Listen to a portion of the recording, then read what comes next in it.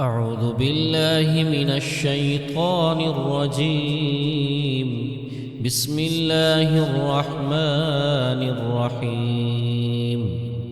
الحمد لله الذي أنزل على عبده الكتاب ولم يجعل له عوجا قيما لينذر بأسا شديدا من لدنه ويبشر المؤمنين الذين يعملون الصالحات أن لهم أجرا حسنا ماكثين فيه أبدا وينذر الذين قالوا اتخذ الله ولدا ما لهم به من علم ولا لآبائهم كبرت كلمة تخرج من أفواههم إن يقولون إلا كذبا فلعلك باخع نفسك على آثارهم إن لم يؤمنوا بهذا الحديث أسفا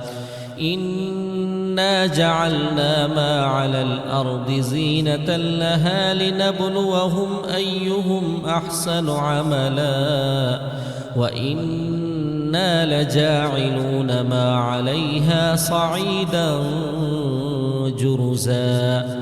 أم حسبت أن أصحاب الكهف والرقيم كانوا من آياتنا عجبا إذ أوى الفتية إلى الكهف فقالوا ربنا آتنا من لدنك رحمة وهيئ لنا من أمرنا رشدا فضربنا على آذانهم في الكهف سنين عددا ثم بعثناهم لنعلم أي الحزبين أحصى لما لبثوا أمدا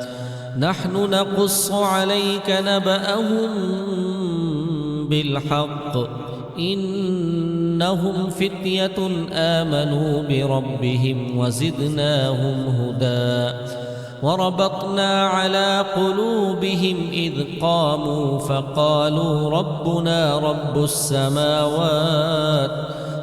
السماوات والأرض لن ندعو من دونه إلها لقد قلنا إذا شططا هؤلاء قومنا اتخذوا من دونه آلهة لولا يأتون عليهم بسلطان بين فمن أظلم ممن افترى على الله كذبا وإذ اعتزلتموهم وما يعبدون إلا الله فأووا إلى الكهف ينشر لكم ربكم من رحمته ويهيئ لكم من أمركم مرفقا وترى الشمس إذا طلعت تزاور عن كهفهم ذات اليمين وإذا غربت تقرضهم ذات الشمال وهم في فجوة منه ذلك من آيات الله من يهد الله فهو المهتد ومن يضلل فلن تجد له وليا مرشدا وتحسبهم أيقاظا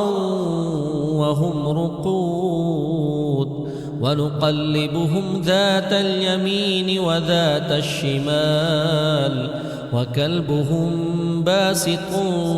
ذراعيه بالوصيد لو اطلعت عليهم لوليت منهم فرارا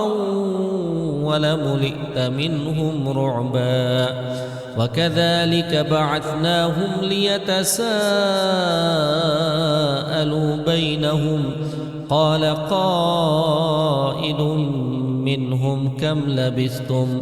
قالوا لبثنا يوما أو بعض يوم قالوا ربكم أعلم بما لبثتم فابعثوا أحدكم ببرقكم هذه إلى المدينة فلينظر أيها أزكى طعاما فليأتكم برزق منه وليتلطف ولا يشعرن بكم أحدا إنهم إن يظهروا عليكم يرجموكم أو يعيدوكم في ملتهم ولن تفلحوا إذن أبدا وكذلك أعثرنا عليهم ليعلموا أن وعد الله حق وأن الساعة لا ريب فيها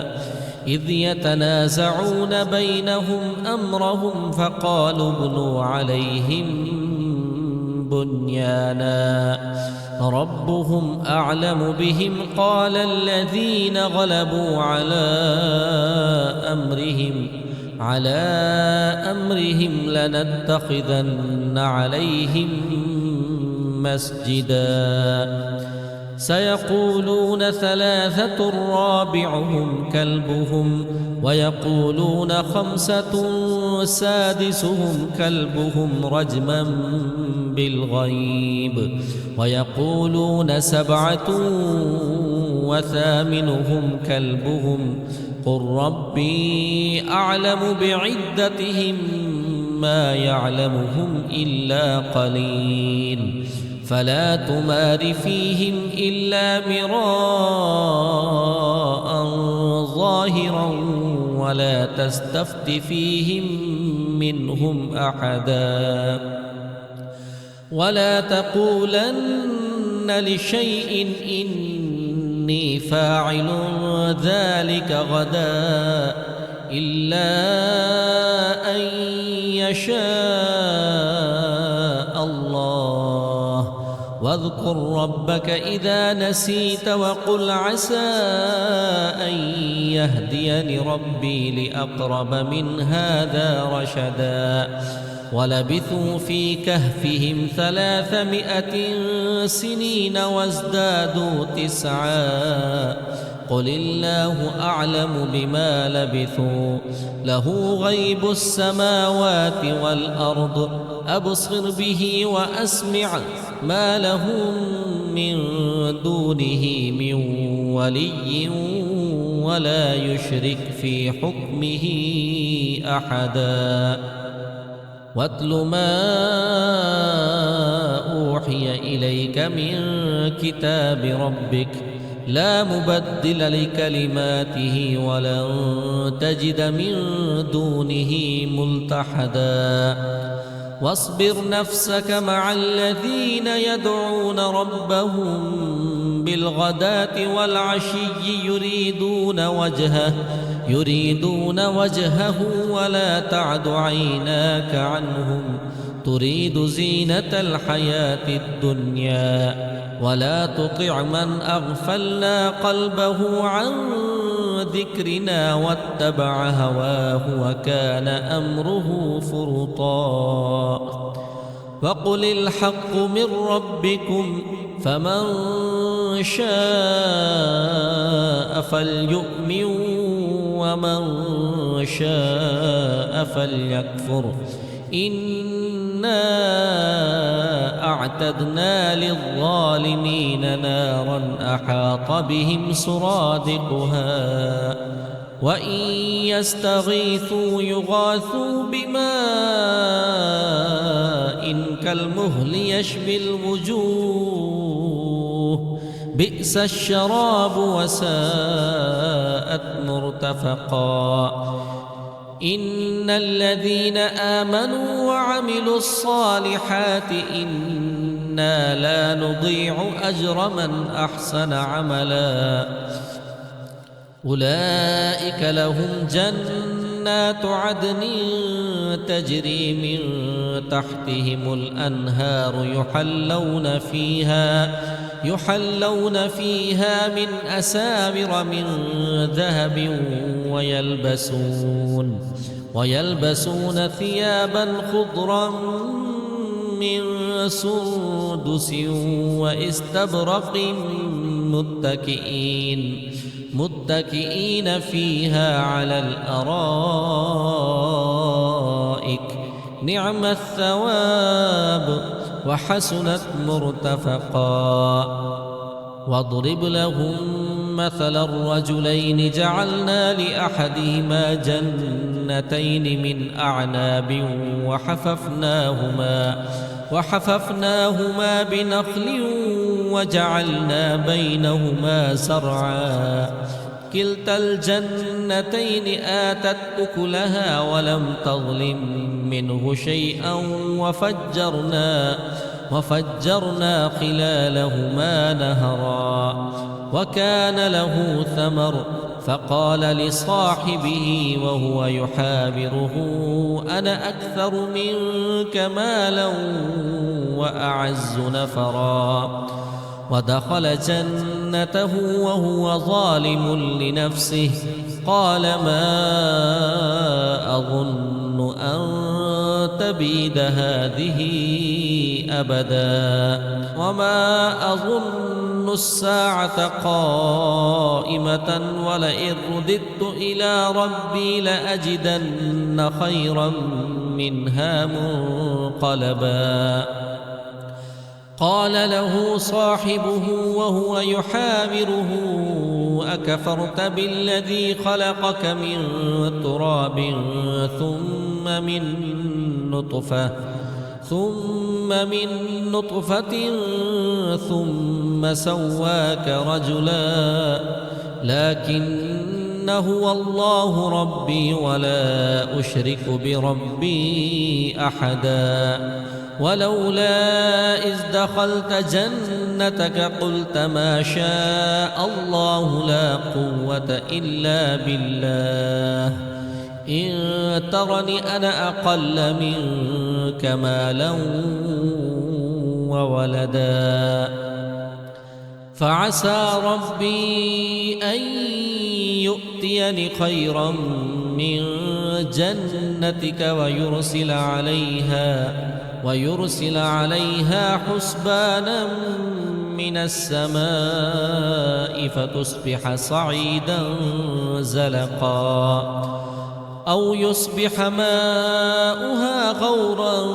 فلن تستطيع له طلبا وأحيط بثمره فأصبح يقلب كفيه على ما أنفق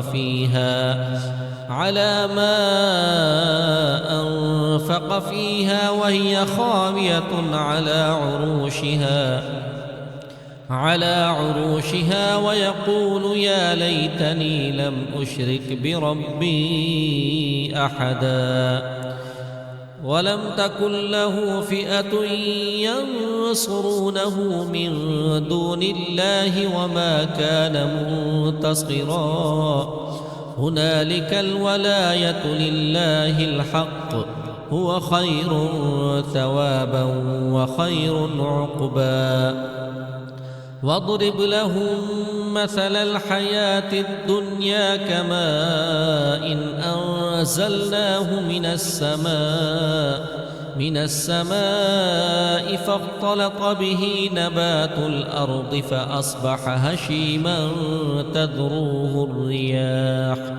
وكان الله على كل شيء مقتدرا المال والبنون زينة الحياة الدنيا والباقيات الصالحات خير عند ربك ثوابا وخير أملا ويوم نسير الجبال وترى الأرض بارزة وحشرناهم فلم نغادر منهم أحدا وعرضوا على ربك صفا لقد جئتمونا كما خلقناكم أول مرة بل زعمتم أن لن نجعل لكم موعدا ووضع الكتاب فترى المجرمين مشفقين مما فيه ويقولون يا ويلتنا ما لهذا الكتاب لا يغادر صغيرة ولا كبيرة إلا أحصاها ووجدوا ما عملوا حاضرا ولا يظلم ربك أحدا وإذ قلنا للملائكة اسجدوا لآدم فسجدوا إلا إبليس كان من الجن ففسق عن أمر ربه أفتتخذونه وذريته أولياء من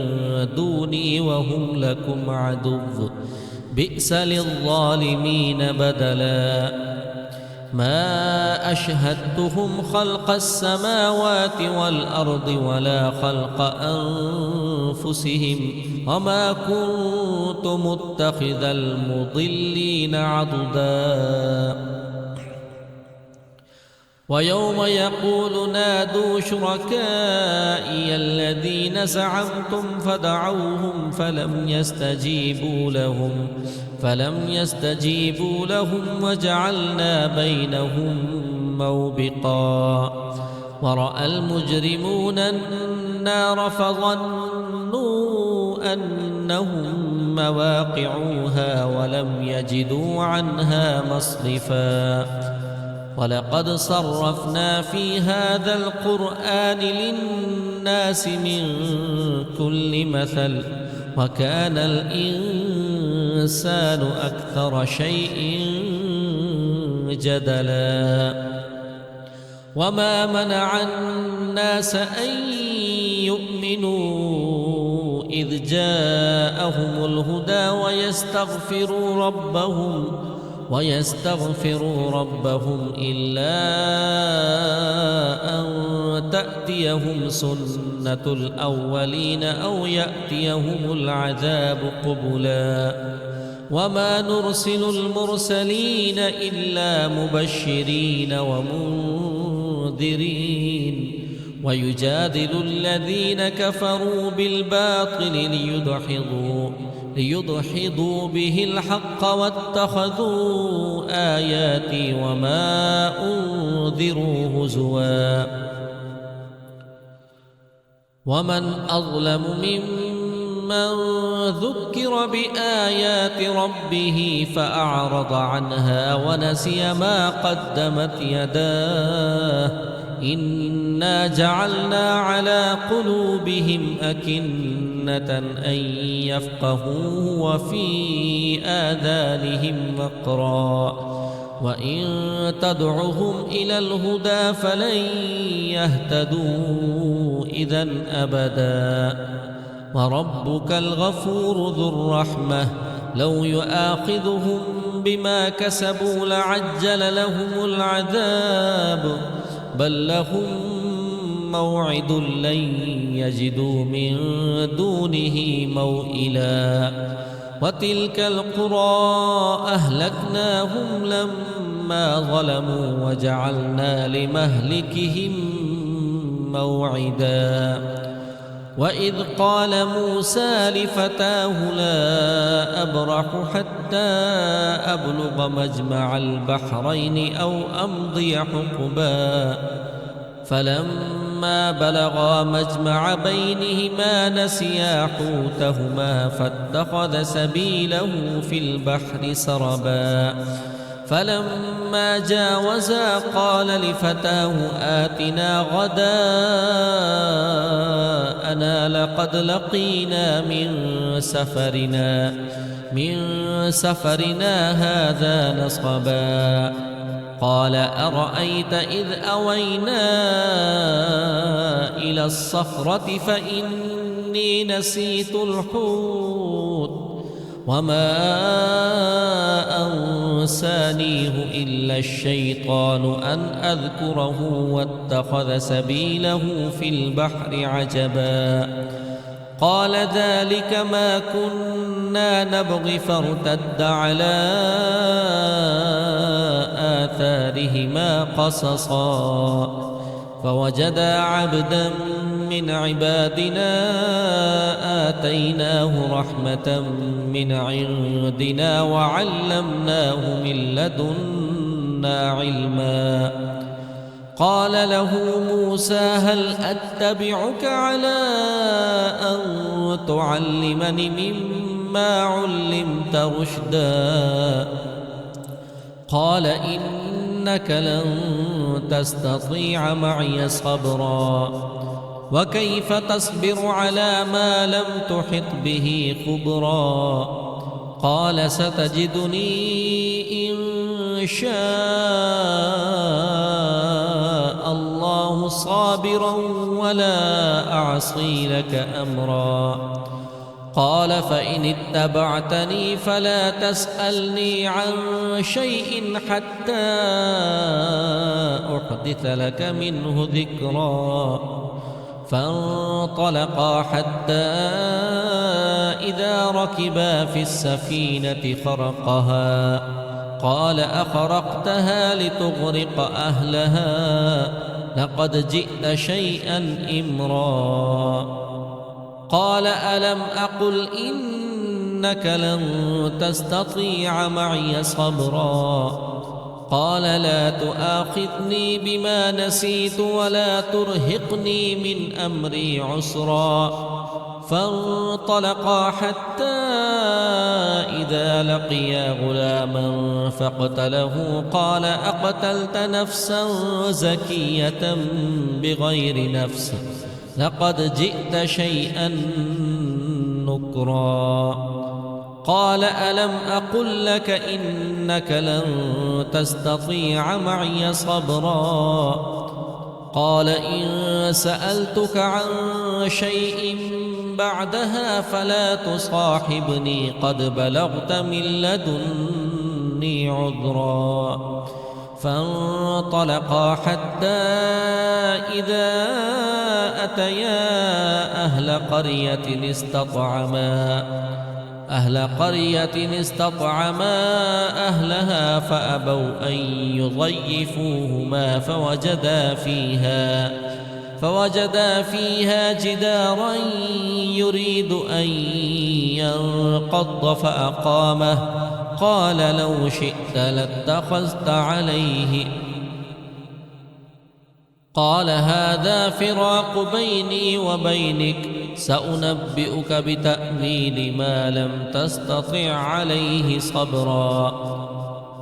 أما السفينة فكانت لمساكين يعملون في البحر فأردت أن أعيبها وكان وراءهم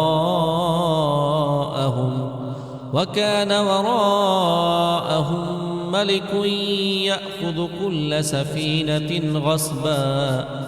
وأما الغلام فكان أبواه مؤمنين فخشينا أن يرهقهما طغيانا وكفرا فأردنا أن يبدلهما ربهما خيرا منه زكاة وأقرب رحما وأما الجدار فكان لغلامين يتيمين في المدينة وكان تحته كنز لهما وكان أبوهما صالحا فأراد ربك أن يبلغا أشدهما ويستخرجا كنزهما رحمة من ربك وما فعلته عن أمري ذلك تأويل ما لم تسطع عليه صبرا ويسألونك عن ذي القرنين قل سأتلو عليكم منه ذكرا إنا مكنا له في الأرض وآتيناه من كل شيء سببا فأتبع سببا حتى إذا بلغ مغرب الشمس وجدها تغرب في عين حمئة ووجد عندها قوما قلنا يا ذا القرنين إما تعذب وإما أن تتخذ فيهم حسنا قال أما من ظلم فسوف نعذبه ثم يرد إلى ربه فيعذبه عذابا نكرا وأما من آمن وعمل صالحا فله جزاء الحسنى وسنقول له من أمرنا يسرا ثم أتبع سببا حتى إذا بلغ مطلع الشمس وجدها تطلع على قوم لم نجعل لهم من دونها سترا كذلك وقد أحطنا بما لديه خبرا ثم أتبع سببا حتى إذا بلغ بين السدين وجد من دونهما قوما لا يكادون يفقهون قولا قالوا يا ذا القرنين إن يأجوج ومأجوج مفسدون في الأرض فهل نجعل لك خرجا على أن تجعل بيننا وبينهم سدا قال ما مكني فيه ربي خير فأعينوني بقوة أجعل بينكم وبينهم ردما آتوني زبر الحديد حتى إذا ساوى بين الصدفين قال انفخوا حتى إذا جعله نارا قال آتوني أفرغ عليه فما استطاعوا أن يظهروه وما استطاعوا له نقبا قال هذا رحمة من ربي فإذا جاء وعد ربي جعله دكا وكان وعد ربي حقا وتركنا بعضهم يومئذ يموج في بعض ونفخ في الصور فجمعناهم جمعا وعرضنا جهنم يومئذ للكافرين عرضا الذين كانت أعينهم في غطاء عن ذكري وكانوا لا يستطيعون سمعا أفحسب الذين كفروا أن يتخذوا عبادي من دوني أولياء إنا أعتدنا جهنم للكافرين نزلا قل هل ننبئكم بالأخسرين أعمالا الذين ضل سعيهم في الحياة الدنيا وهم يحسبون أنهم يحسنون صنعا أولئك الذين كفروا بآيات ربهم ولقائه فحبطت أعمالهم فلا نقيم لهم يوم القيامة وزنا ذلك جزاؤهم جهنم بما كفروا واتخذوا آياتي ورسلي هزوا إن الذين آمنوا وعملوا الصالحات كانت لهم جنات الفردوس نزلا خالدين فيها لا يبغون عنها حولا قل لو كان البحر مدادا لكلمات ربي لنفد البحر قبل أن تنفد كلمات ربي ولو جئنا بمثله مددا قل إنما أنا بشر مثلكم يوحى إلي أنما إلهكم إله واحد فمن كان يرجو لقاء ربه فليعمل عملا صالحا ولا يشرك بعبادة ربه أحدا.